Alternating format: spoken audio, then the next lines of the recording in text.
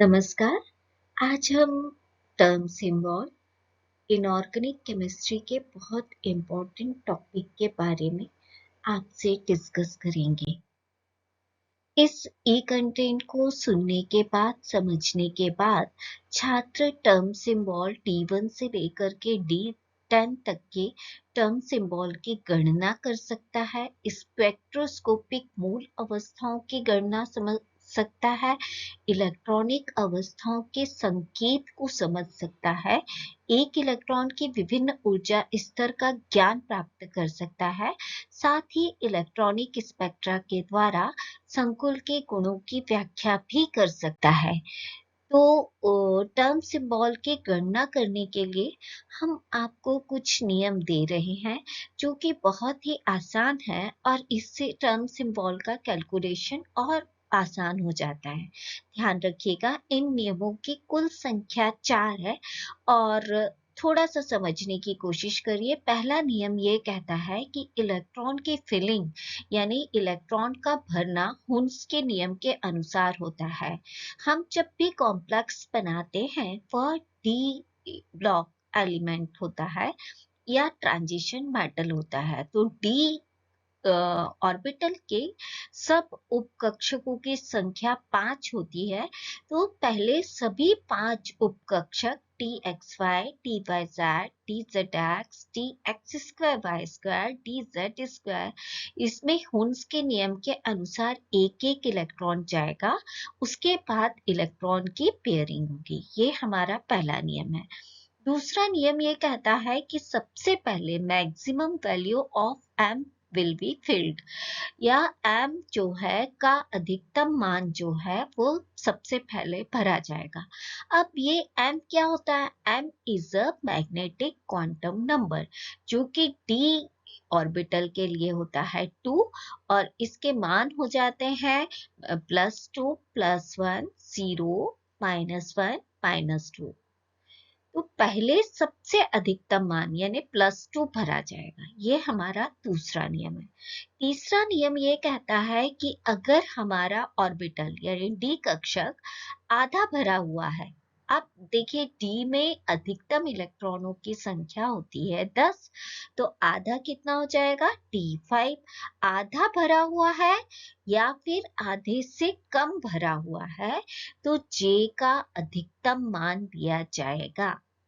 ये J क्या होता है ये मैं आपको बताती हूँ अभी, लेकिन हम पहले नियमों की बात करेंगे। और चौथा नियम ये कहता है कि अगर आपका ऑर्बिटल आधे से अधिक भरा हुआ है तो J के हाईएस्ट वैल्यू या उच्च मान लिया जाता है। अब हम देखते हैं कि ये J क्या होता है। एक इलेक्ट्रॉन में दो तरह के मोमेंटम होते हैं। एक होता है ऑर्बिटल मोमेंटम और एक उसके एक्सिस पे ही होता है जिसे हम कहते हैं स्पिन मोमेंटम। टोटल मोमेंटम को हम J से डिनोट करते हैं और ये टोटल मोमेंटम है इसलिए इसकी वैल्यू होती है L प्लस S।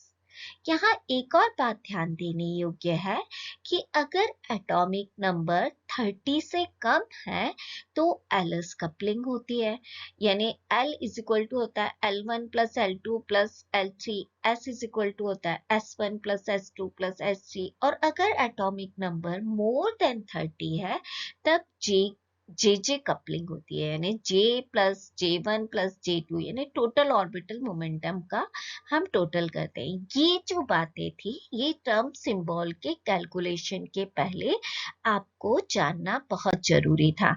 अब चलिए अपन टर्म सिंबल की कैलकुलेशन करते हैं। सबसे पहले हम लेंगे D1 यानी एक ऐसा मेटल जिसके पास d ऑर्बिटल में एक ही इलेक्ट्रॉन है।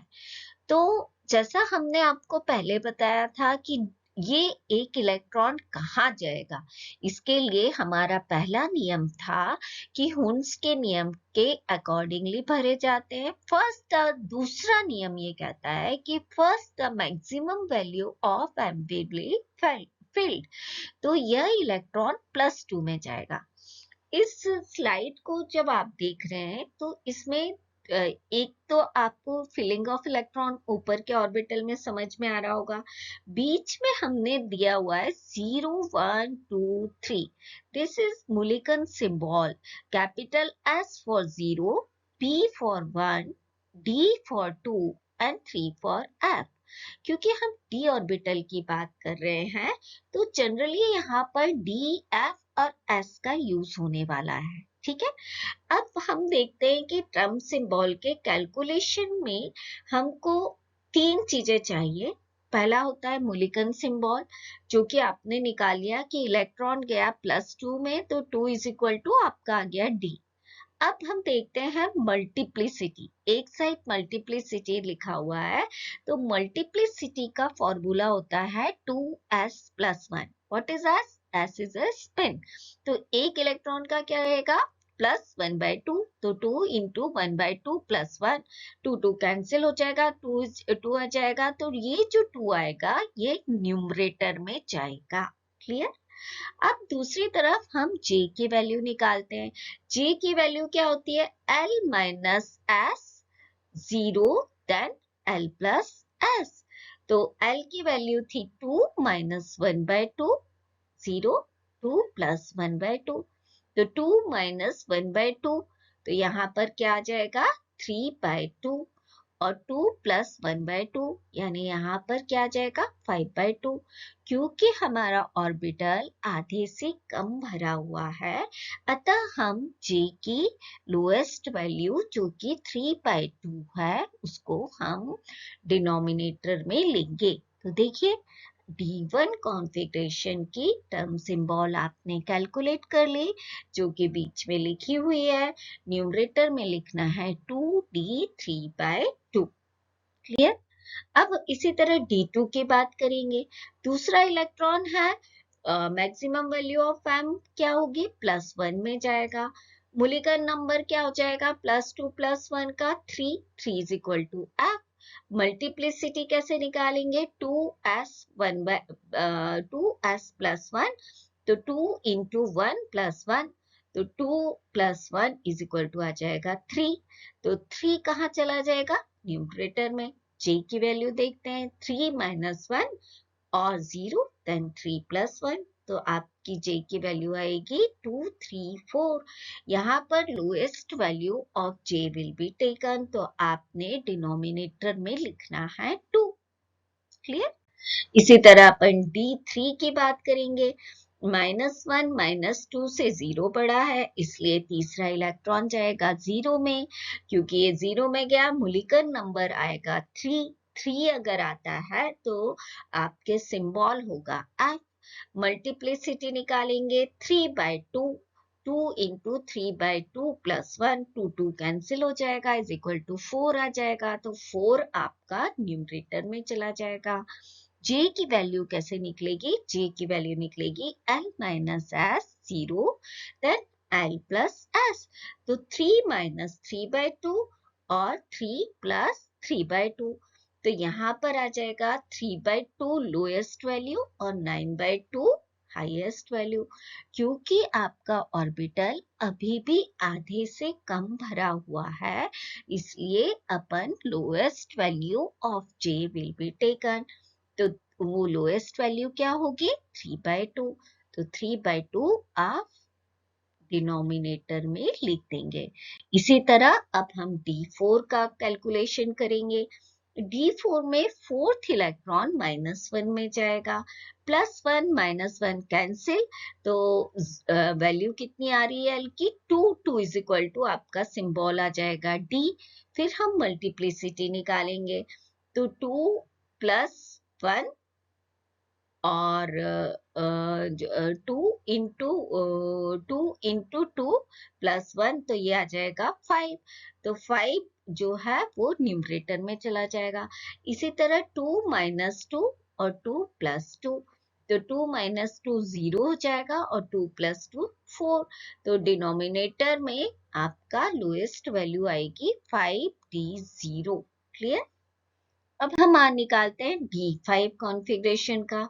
D5 कॉन्फ़िगरेशन में +2 -2 कैंसिल, +1 -1 कैंसिल, इसलिए आपका मूल्यांकन सिंबल आएगा 0 = S। क्लियर?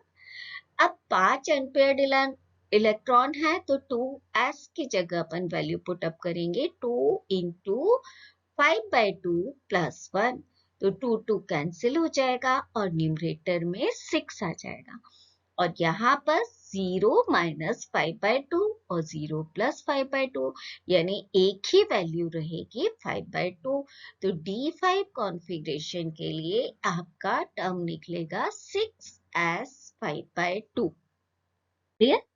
इसी तरह D6 की जब हम बात करते हैं तो 6th इलेक्ट्रॉन जो है, क्योंकि पांचों ऑर्बिटल में एक एक इलेक्ट्रॉन हो गया तो छठवां इलेक्ट्रॉन +2 में जाएगा। क्लियर?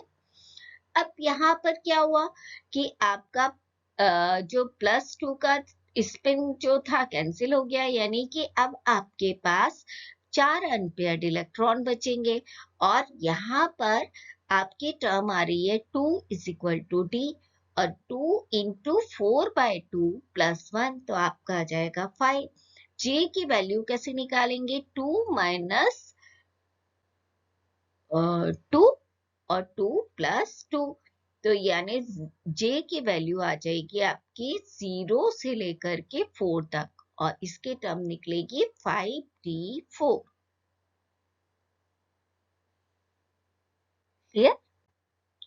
अब हम बात करेंगे D7 कॉन्फ़िगरेशन की। 7th इलेक्ट्रॉन जो है वो +1 में जाएगा। आपकी मूल्यांकन सिंबल निकलेगी 3 और 3 के लिए टर्म हम यूज करेंगे F। मल्टीप्लिसिटी जब आप निकालेंगे तो 2s + 1, तो 2 × 3/2 + 1, तो 2 कैंसिल हो जाएगा, 4 आ जाएगी वैल्यू, 4 न्यूमरेटर में चला जाएगा, 3 - 3/2 और 3 + 3/2, तो यहाँ पर आपका आ जाएगा 3/2 और 9/2। लेकिन अब हमको ध्यान ये रखना है क्योंकि आपका ऑर्बिटल आधे से ज्यादा भरा हुआ है, अतः D7 के केस में हम J की हाईएस्ट वैल्यू लेंगे जो कि है 9/2, तो यहाँ पर आपकी टर्म निकलेगी 4f 9/2। क्लियर? इसी तरह D8 की जब हम बात करेंगे तो 8th इलेक्ट्रॉन 0 ऑर्बिटल यानी मैग्नेटिक वैल्यू 0 रहेगी, वहां पर जाएगा और आपके पास अनपेयर्ड इलेक्ट्रॉन रह जाएंगे 1 -1 में एक और -2 में एक, तो 2s + 1, तो 2 × 1 + 1 यानी 3 आ जाएगा। यहाँ पर न्यूमरेटर में 3f4, J की वैल्यू आप निकालेंगे 3 - 1 0, then 3 + 1, तो 204, तो 3f4, ये आपकी J की वैल्यू यानी D8 के लिए टर्म निकलेगी 3f4। इसी तरह D9 के लिए जब हम देखेंगे तो आपकी टर्म निकल रही है 2 के लिए टर्म होती है D।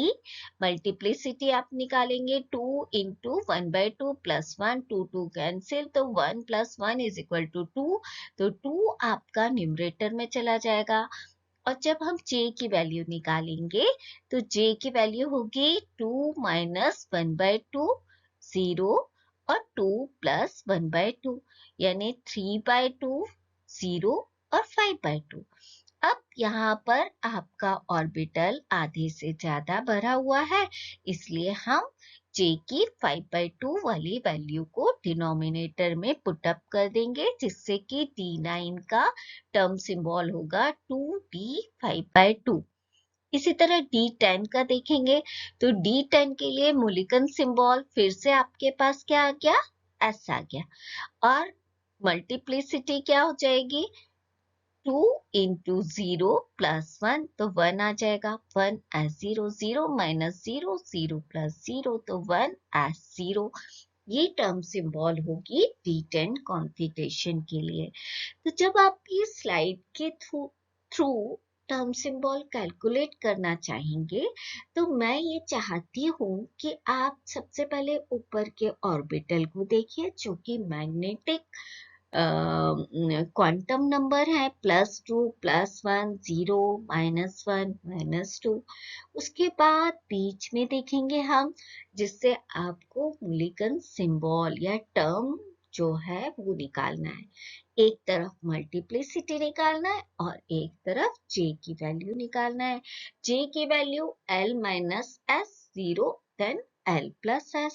ध्यान हमें ये रखना है कि अगर आपका ऑर्बिटल आधे से कम भरा हुआ है या आधा भरा हुआ है, तब हम लोएस्ट वैल्यू ऑफ जे को पुट अप करेंगे टर्म सिंबल के कैलकुलेशन में। इसी तरह अगर हमारा ऑर्बिटल आधे से ज्यादा भरा हुआ है, आधे से ज्यादा यानी D6 हो रहा है, D7 हो रहा है, D8 हो रहा है, D9 हो रहा है, D10 हो रहा है, तब हम हाईएस्ट वैल्यू ऑफ जे को लेंगे या पुट अप करेंगे और मल्टीप्लिसिटी को न्यूमरेटर में और जे की वैल्यू को डिनोमिनेटर में रखना है। इस तरह हम D1 से लेकर के D10 तक के टर्म सिंबल का कैलकुलेशन कर सकते हैं। So thank you all of you.